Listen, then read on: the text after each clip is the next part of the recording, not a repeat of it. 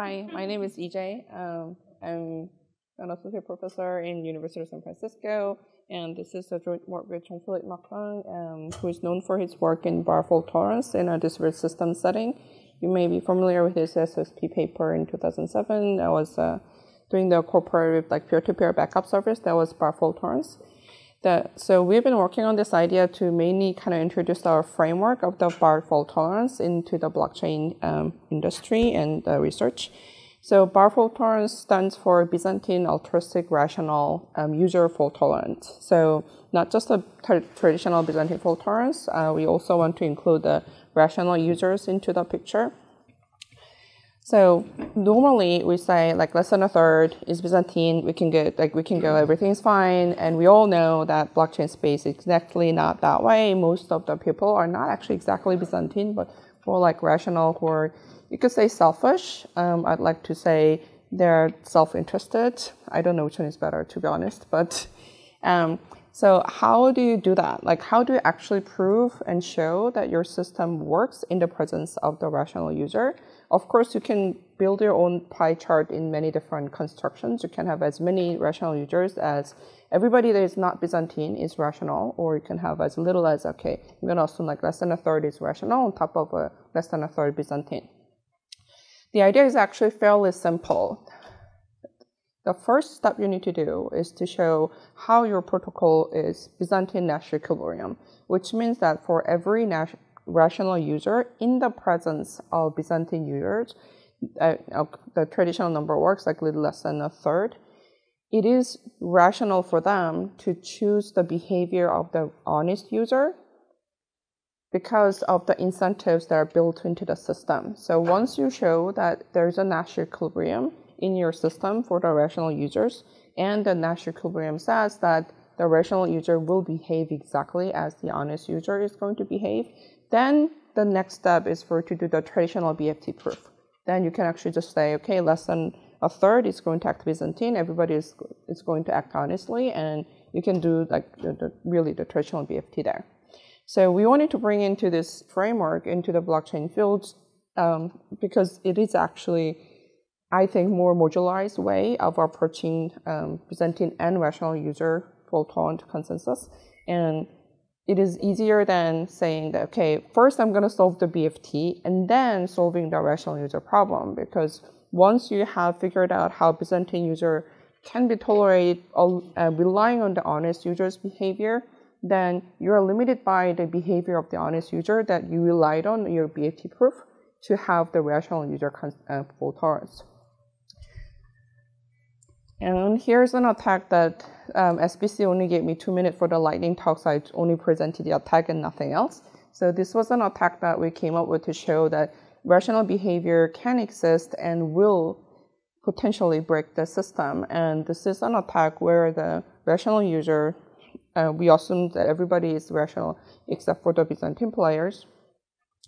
And if all your block producers are rational plus Byzantine, then it is the right behavior for them to not let a new user become a new block producer if there are two things here. There's no penalty or very little penalty for ignoring a transaction, which is a very common thing to have in any blockchain system because of the network assumptions. You cannot really enforce a global synchronized view of transactions to all the users. Then you cannot really penalize for not including a particular transaction into the block because and maybe it's the network's fault, it's not the node's fault. And also, expected block reward decreases when there's a newcomer. And here are two different examples. Let's say this is a turn-based system. Then by having one more person in the queue, your turn is going to take longer to come back. So it is rational to try not to have a newcomer join the queue. Or if this is proportional to the stake or whatever resource that you are using, it could be power table, just name whatever resource you want to say. If your expected probability or expected chance of getting becoming a block producer is proportional to the resource that you put in, then by having another producer come in, you're essentially increasing the total amount, the bottom of your fraction. So the probability of you becoming the next block producer gets smaller. And where does that happen? As of May last year, Casper FFG had this problem. Casper FFG, as of the Serenity with the beacon chain, can have this problem if the block validator set and then block producer set overlaps in a significant way. I haven't figured out the math of that yet. We're pretty sure, depends on the overlap, the attack is feasible. So I didn't really explain like how this exactly happens. I think I'm assuming that everyone can understand that without having the deposit transaction in the canonical block, the new person cannot become an official block producer or block validator, and the attack succeeds.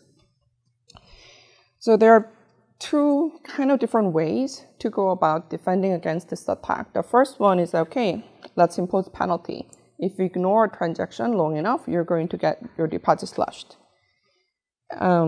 Because it's really difficult to impose the synchronized view unless you change your network assumption that has, like, if you can rely on reliable broadcast or reliable multicast, then problem is solved.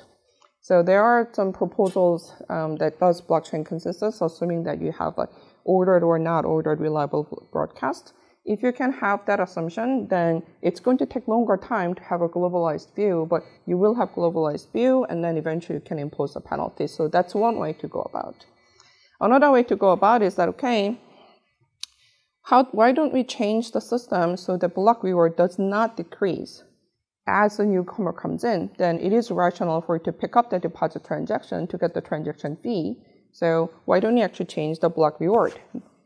For it to change the block reward system to be constant, the expectation to be constant, regardless of the number of miners or block producers and the amount of resources that they bring, you have an inflation problem.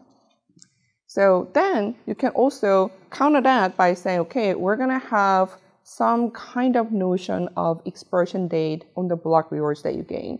So you don't have necessarily inflation problem. Eventually, these are going to expire, so we don't have to worry too much about it. So expectation game gets actually more complicated if you want to bring in constant block reward regardless of the number of block producers or the amount of block resources. So we have a cute, I think it's cute, proposal that works against this attack, and this is still in an extended abstract stage. We haven't really fully fleshed out all the attacks that we have found and their defenses. At least the version that we have in archive works against the gatekeeping attack. So idea is that we're going to actually use blockchain as our source of how do we do the leader election. So as you make the deposit, that deposit transaction defines the set of block validators or block producers, and exactly the order of the deposit transactions is going to determine the order that you become the block producer. So by having canonical blockchain as our source of truth, everyone should have exactly the same set of the block producers and exactly the same order of them. And this is a turn-based protocol. And once you have the turn-based block leader election kind of block producer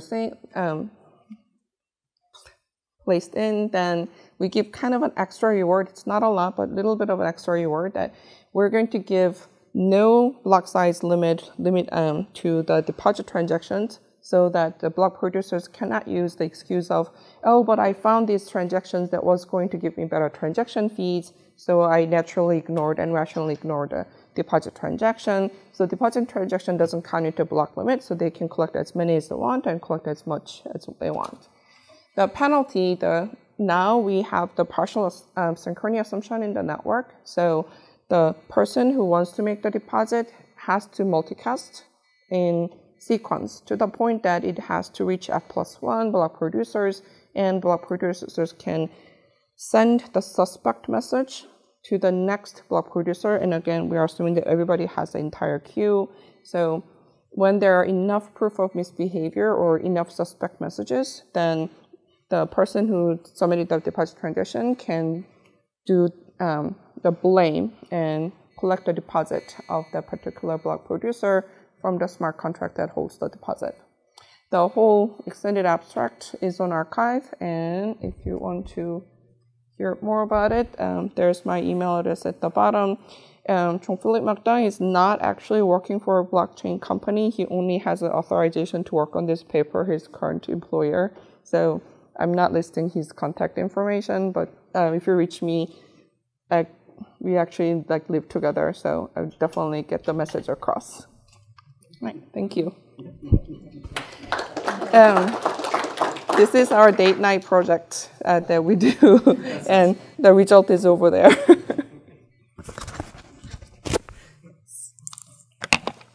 Any questions? Yeah, any questions for me? Yes. What does BAR stand for again? Byzantine altruistic rational. So Byzantine and what we traditionally call honest and rational. We kind of came up with that name to make the acronym TAVABAO. Yes. Have you looked at the rationality in terms of expected reward of adding in new people for a fee, and comparing that fee to the total expected delta in reward over time?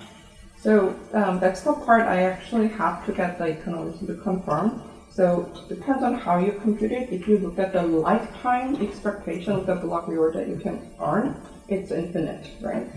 I mean, if you're blocking, so it's infinite assuming no network growth.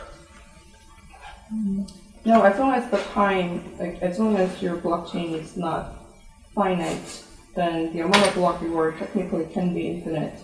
So the amount of loss of that you can expect from letting a new person in can be also infinite. So if that's the analysis that we have to follow, no amount of fee that the new person can pay can counter that. So I'm actually proposing to have two different things. If that's the case, that's the analysis that we have to do, then I kind of want to have a limit on how many block rewards a block producer can earn. And of course, you can do double attack and get the multiple identities and eventually get an amount. At least I want to have per identity have a limit to counter that. If I can actually make an argument about this is a percentage decrease over the expected income, then we can definitely do the fee in. So which way that I should do, I'm actually asking the incentive compatibility experts. The thing I was thinking of is that the decreasing your reward for adding one person in is some amount, but you're going to be adding, you assume the network is going to keep adding more people, right? And that the delta of this one person is maybe this much, but if you compare it to what you'd actually earn if you let that person out but everybody else got in, it's going to be some much smaller amount. That's an excellent point. So for a rational user, this is actually, so assumption that we're making is that individual rational decision making. So if the rational user assumes that everybody else is going to do whatever they want to do, so essentially it's like assuming that Byzantine behavior almost, and I'm the only person who's acting rational, then you can think that way. Then say, okay, anyone else is going to get that person in anyway, so might as well I'm going to pick it up. And so it depends on your model. So if you do the individual rational model, then what you said actually makes sense. If we assume that I know I'm rational, and I also know everybody else is rational, so we're going to basically do the same thing, then it is more beneficial for you to ignore this transaction because you expect everybody else is going to ignore that, and the committee, the block producer committee is going to stay as right. You kind of get into a bit of a prisoner's dilemma with if anybody else is honest, then you might as well be honest. Yes. So if there is any trust that you actually do believe that at least one person in the system, one block producing system is honest, if you can somehow make that happen, then you can definitely say, okay, this is going to happen, mine as well, right? So one way out, a very easy way out, is to have a tiny bit of centralization added in. Say, we're going to have an honest node as a foundation or whatever. Right. We're going to run an honest node for you, so you can only rely on us. That's one way out. Thank you. Thank you.